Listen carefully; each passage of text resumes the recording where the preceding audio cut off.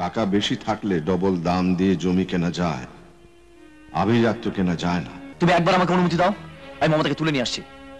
তুলে তো আনতেই হবে, তবে মাথা গরম করে নয়, বুদ্ধি খাটিয়ে ওর কাছে পৌঁছাতে হবে। আপনাদের এই মান মর্যাদা লড়াই মেয়েটা আমার শেষ হয়ে যাবে। আপনি কাঁদবেন না, আমি আপনাকে কথা দিচ্ছি, আজই আমি আপনাকে মমতার কাছে পৌঁছে দেবো।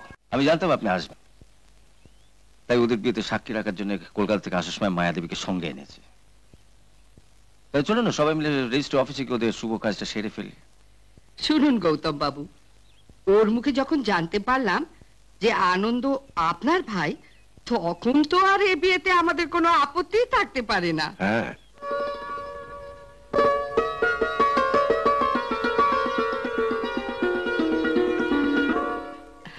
আমাদের শুধু একটাই অনুরোধ, মমতা আমাদের এত মেয়ে, তাই আমরা চাই না যে ওর বিয়েটা এইভাবে হোক। কলকাতায় গিয়ে আমরা একটা ভালো দিন দেখে রাখছি, ততদিন মমতা আপনাদের কাছে থাক। উত্তম প্রস্তাব, তোমরা কি বলো? ঠিক আছে। আমাদের আরেকটা অনুরোধ আছে। জমির জন্য আপনি আমায় যে টাকাটা দিয়ে এসেছিলেন সেটা আমি সঙ্গে করে নিয়ে এসেছি। ওই জমিটা আনন্দকে আমি বিয়ের যৌতুক হিসেবে দিতে চাই। হ্যাঁ, মাফ করবেন, আমার দাদা রয়েছে, যা দেবার আমার দাদাই দেবেন, ওসব যৌতুক আমি নিতে পারবো না। আপনারা দাঁড়িয়ে আছেন কেন মেম সাহেব, বসুন। না মায়া, এখন আর বসবো না, ওর দিদির বাড়িতে কয়েকদিন থাকবো, তখন না হয় একদিন। কিরে মমতা, তুই আমাদের সঙ্গে যাবি না পরে? না না, আপনারা যখন এসেছেন এখনই যাবে। যাও মমতা। ও যদি থাকতে চায় তো থাকুক না, এখন তো আমরা এক পরিবারের লোক। হ্যাঁ, না না, মা বাবার চেয়ে বড় কেউ নয়, আর আপনারা এত দূর এসেছেন আরো। ওকে জোর করে নিয়ে যাচ্ছ কেন? গল্প টল্প কিছু করুক না। গল্প করার অনেক সময় পাবে। যাও মমতা।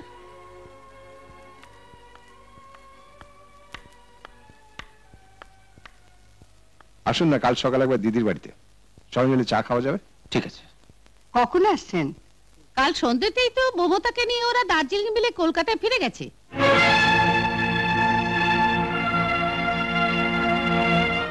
আমার ভাই আপনাকে একটা চিঠি দিয়ে গেছে, আপনি এলে আপনাকে দেবার জন্য আমি চিঠিটা দিচ্ছি।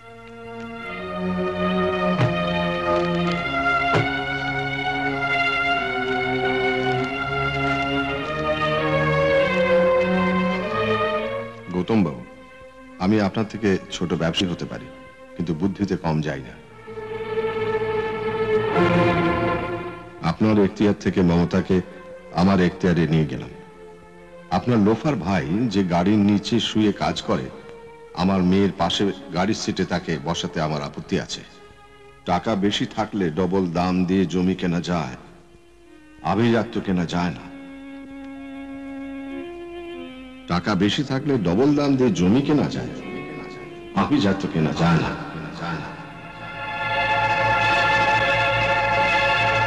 কি লিখেছে?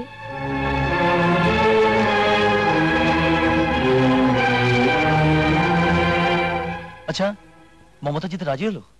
কিছু বললো না? বলবে কি করে? তোমাদের ওখান থেকে এখানে এনে ফলের রসের সঙ্গে ঘুমের ওষুধ মিশিয়ে মেয়েটাকে খাইয়ে অজ্ঞান করে পাঁচা কোলা করে গাড়িতে তুললো। ওদের কাছে থাকলে মেয়েটা বোধহয় বাঁচবে না।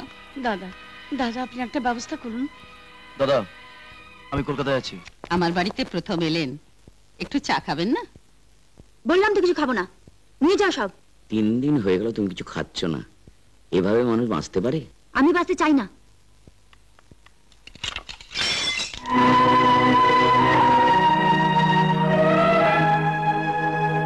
তুমি যাও।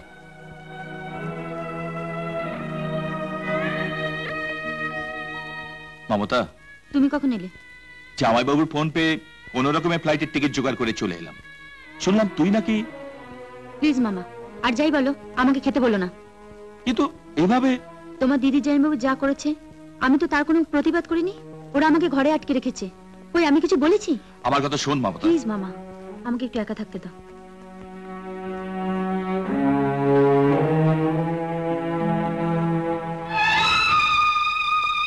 আপনাকে একটু ভাত দেবো?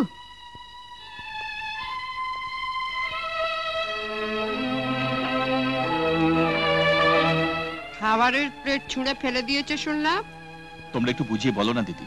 তোমরা বললে না, ওর জেদের কাছে আমরা মাথা নোয়াবো না। ও খেতে চাইলে খাবে, না খেতে চাইলে খাবে না। এভাবে দু একদিন না খেয়ে থাকলে তো মারা যাবে। মরুক, দুষ্ট গরুর চেয়ে শূন্য গোয়াল ভালো। কি হলো, খেতে বসো। আমার খিদে নেই, আমি খাবো না। কিন্তু খাবো না বললে তো চলবে না, খেলে তোমাকে হবেই। কে? আরে আসুন আসুন আসুন। শরীর খারাপ হয়েছে নাকি? আর বলবেন না। ওই উনি যখন থেকে এসে বলেছেন যে মমতা 4 দিন খায়নি, সেই যে কান্না শুরু করেছে। এলাকে তো ঠিক চিনতে পারলাম ও, না। উনি মমতার মামা, ও আর ইনি আনন্দের দাদা। নমস্কার নমস্কার। মমতার মামা? তাহলে যতদূর শুনেছি আপনি তো আমাদের দলের লোক। হ্যাঁ, 100%। দাদা, তুমি একবার আমাকে অনুমতি দাও, আমি মমতাকে তুলে নিয়ে আসছি। তুলে তো আনতেই হবে, তবে মাথা গরম করে নয়। বুদ্ধি খাটিয়ে ওর কাছে পৌঁছাতে হবে। না, যে তুমি যেতে পারবে না। ওকে আমি এভাবে মরতে দেবো না, ওর কাছে আমি যাবই। দাঁড়াও, দাঁড়াও বলছি। কোথায় যাচ্ছ? আমাকে একবার মমতার কাছে যেতে দিন মেম সাহেব।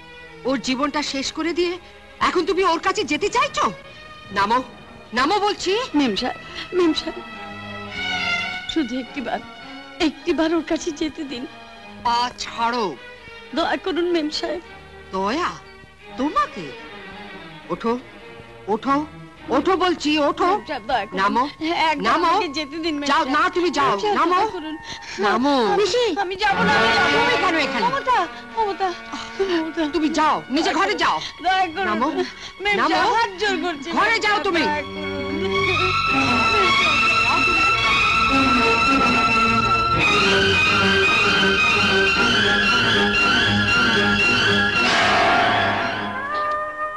আপনাদের এই মান মর্যাদা লড়াই মেয়েটা আমার শেষ হয়ে যাবে। আপনি কাঁদবেন না, আমি আপনাকে কথা দিচ্ছি, আজই আমি আপনাকে মমতার কাছে পৌঁছে দেবো। কি করে দেবেন? ওরা তো আমাকে বাড়িতে ঢুকতেই দেবে না। দেবে। আজই আপনাকে ওই চাকর ফোর্টিক এসে নিয়ে যাবে। ওটিকে সে নিয়ে যাবে? হ্যাঁ, এখন হাত মুখ ধুয়ে কিছু খেয়ে নিন। না না, ওকে কিছু খেতেই হবে, না খেলে ওকে বাঁচানো যাবে না। ওর প্রেসার ড্রপ করে গেছে, ওর পালস বিট নরমাল নয়। খাওয়ান, ওকে ভালো করে খাওয়ান।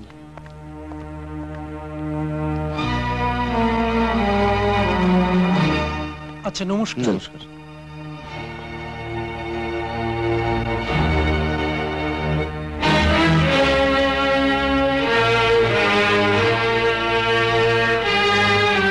মায়াদিকে ডেকে আনবো?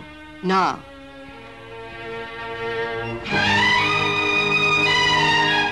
আমি একটা কথা বলবো বাবু? তুমি আবার কি বলবে? যেমন আমার ভাগ্নির ঠিক এই দশা হয়েছিল। 10 দিন না মুখে কোনো জল কাটতো না। ডাক্তার জবাব দিয়ে দিয়েছিল। তখন তখন কি হয়েছিল? তখন ভাগ্নির বাবা ওই পীর বাবার এক ছাত্রীকে নিয়ে এলো, বোরখা পরা। সে না ভাগ্নি ঘরে ঢুকে গেল, দরজা বন্ধ করে দিল। তারপর জল ছিটে কিছু পড়লো। ব্যাস, ভাগ্নিকে ভালোবাসতো, 7 দিনের মধ্যে তার কথা ভুলে গেল। তারপর না 1 থালা করে ভাত খেত, মুরগির মাংস আর বড় বড় মুড়ো।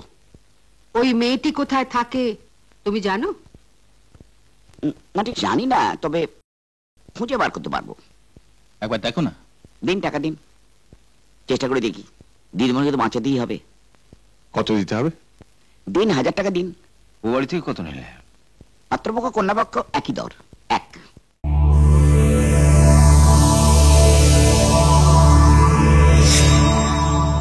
এমন আরো অনেক ভিডিও দেখতে এই চ্যানেলটি সাবস্ক্রাইব করে নিন এবং পাশের বেল আইকনটি প্রেস করে দিন।